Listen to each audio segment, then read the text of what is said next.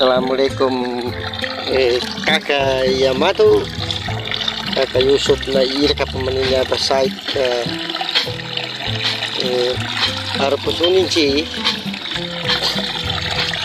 nyabe pusunin niya ba pusunin si para pasi pusunin ni nyabe masla pasuwe pawabo bus kay makilak ka na napasubo ni niya ba sintro sa kaninja ba nyai arwan nyabe pod nyabe ni arwi unani pod desa ko na iki sabali do metal detector na siya sa kanin pagbuwan.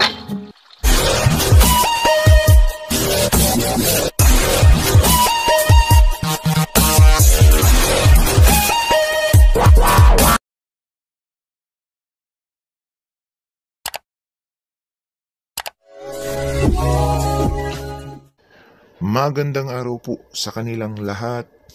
Maayong adlaw kaninyong tanan, na imbag na aldaw kada kayo amin. Assalamualaikum warahmatullahi ta'ala wa barakatuh. Nandito na naman po tayo, Luzon, Visayas, Mindanao, magbabalik para po sa nakakamanghang video ng Yamashita Treasure. At isa na naman pong naipadala sa ating video ng pinagtataguan ng kayamanan ng mga Japanese Imperial Army mula po sa Maguindanao. At nahingi nga po siya ng kaunting analyzation clue kung ano po ang mga ibig sabihin ng mga markers na ito na kanila pong natuklasan sa may gitna mismo ng dinadaluyan ng tubig.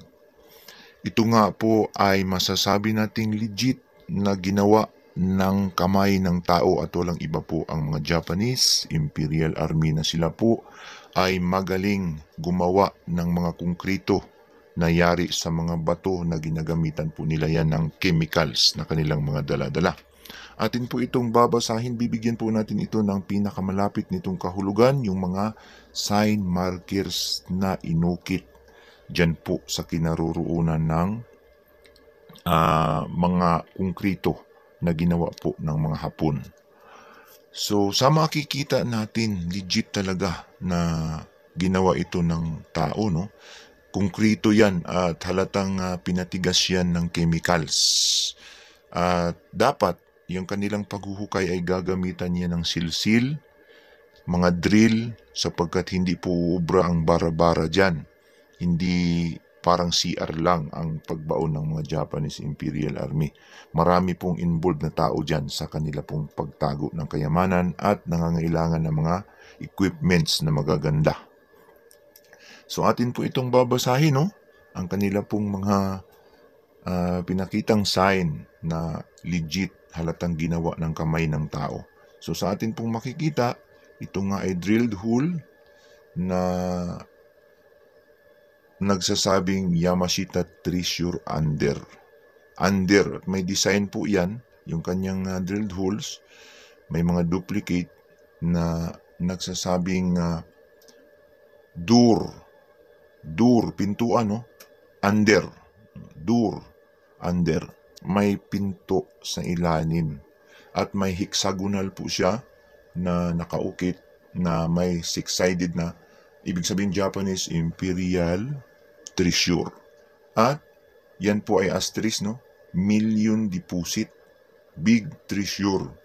Also means a million deposit or big treasure. Malaki po ang naitago dyan, hindi basta-basta. May confirmation signs yan, no? Na malaking drilled hole na ibig sabihin yan door under or tunnel under. May pintuan daw sa ilalim, door under kahit sang angle, no? So ibig sabihin may sikretong kwarto na sinasabing may pinto dyan. May kwarto dyan mismo sa dinadaluyan ng tubig. Ibig sabihin, dyan sila nag-construction. Maaring na-divert nila yung tubig na yan, maliit kasi, at saka sila nag-construction dyan sa area na yan. Napakagaling po ang mga Hapon sapagkat mga engineer nga ang yumari dyan. at ginamitan pa nila ng mga prisoners of war.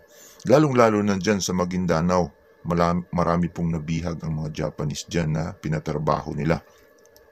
Magmula sa Davao, yan, stronghold nila yan, papuntang Cotabato, North Cotabato, Marawi, papunta pa yan sa Sabah, Malaysia. Nakatawid pa doon ang Yamashita Treasure. So halos napuno po ang buong Pilipinas sa itinagong kayamanan ng mga Japanese Imperial Army. So, yun po yung ating reading, no? At idagdag natin, ito pong kanilang paghuhukay dapat po ay gagamitan ng equipments na maayos. Hindi po yan makukuha ng ganyan lang sapagkat magaling ang paglagay ng mga Japanese Imperial Army ng kayamanan. Pagtago nila ay hindi basta-basta.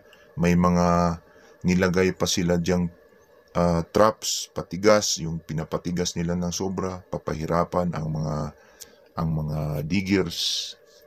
Yan po ay dapat gagamitan ng mga magagandang klaseng gamit.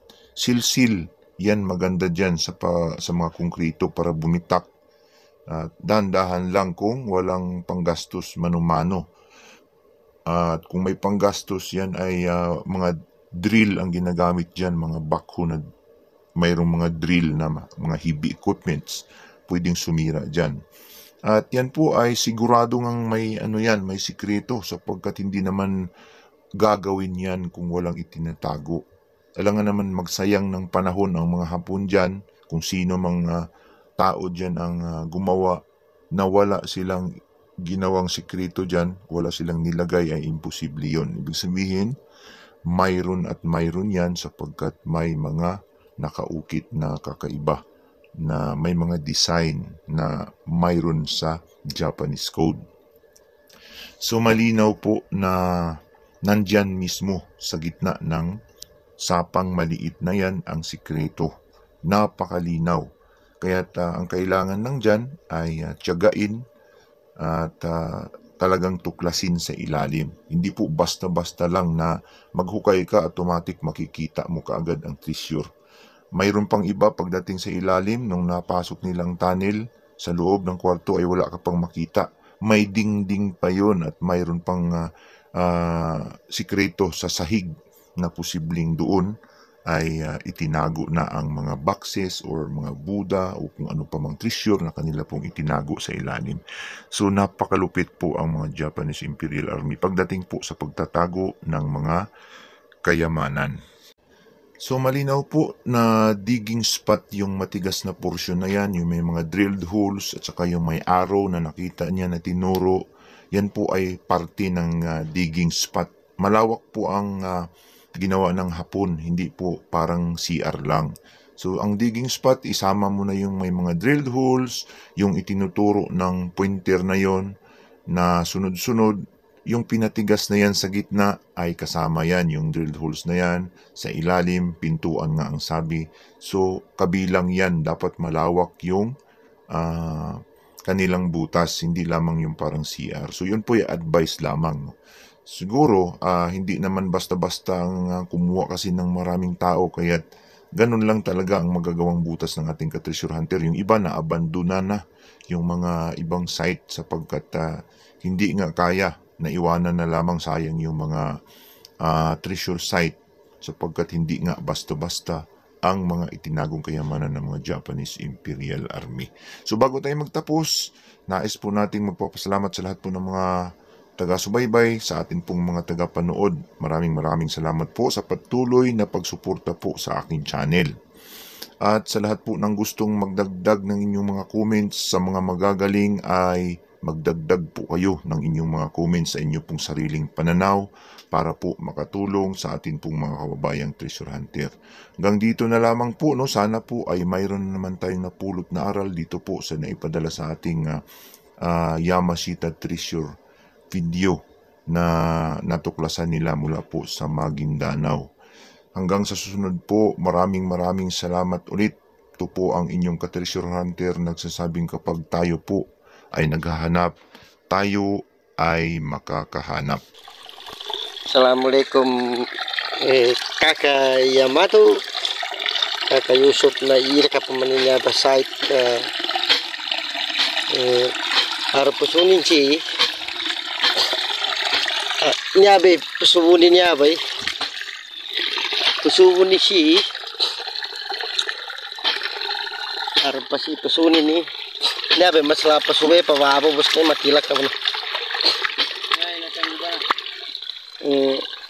niya pa mo namin na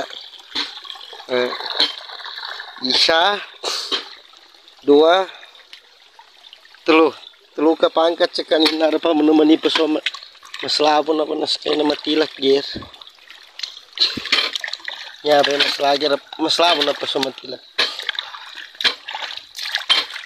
Ya, peso na masla. Tapos napasubo ni niya ba sintro sa kaninja ba. Nyai arwan nyabe ni arwi unani desa kuana iki sabali do metal detector na siya pas kanin pagkuan bali ni ka kay na kuana seminto tanan bali seminto siaran ba pakol yang si kuana dia batang meniti peton ka sagi pendidal masagi pagkapasang ni na wana rin na kinalot yan nakuha kikuha isyo ba tamang kaka